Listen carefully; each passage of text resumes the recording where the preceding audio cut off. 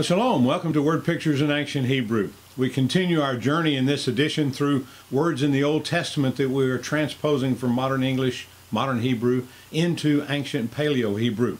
We used the pictograph form of those particular letters to do that would have been used in ancient times. As we do that in this edition, we'd like to look at the word umbel, or sach, as it might have been pronounced in the Hebrew in that time. It's a two-letter word. It's composed of a shin and a chet. The shin, as you might remember, looks much like our modern W, but it stands for two teeth, two front teeth.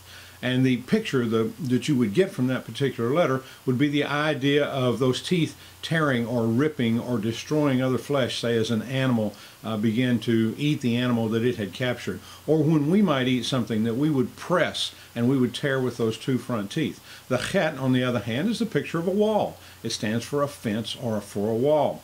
And so we know that the meaning, according to the pictographs of the word sach in the Hebrew, is destroy the wall. In other words, for us to be humble before God, we have to destroy the walls that keep us from achieving those things that He has set for us in the journey He's given us for life.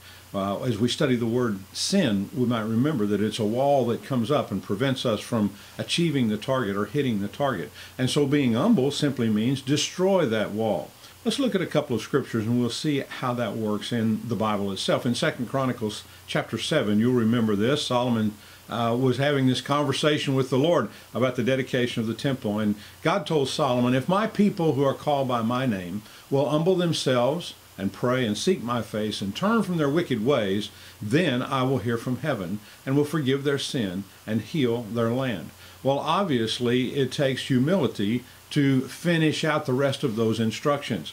And what is that? It's tearing down the walls that would keep us, that would prevent us from coming to those places that God would have us to come to. The psalmist said it well. He said, the Lord lifts up the humble. He casts the wicked down to the ground. So it's only in our humility, when we tear down the walls that are preventing us from the journey that God has called us to, that He can lift us up, that He can use us, that He can exalt us for kingdom purposes. And of course, the book of James, in the New Testament, the writer James says, therefore submit to God, resist the devil, and he will flee from you. Draw near to God, and He will draw near to you. Cleanse your hands, you sinners, and purify your hearts, you double-minded.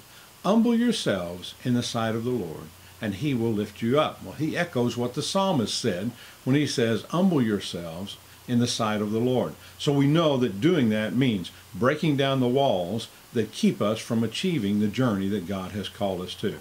Well, I thank you for joining me once again for this edition of Word Pictures in Ancient Hebrew. I trust that it has not only blessed you, but given you some guidance for life today so that you might be able to go about the things that God has called you to in His kingdom. Until we get together again, shalom.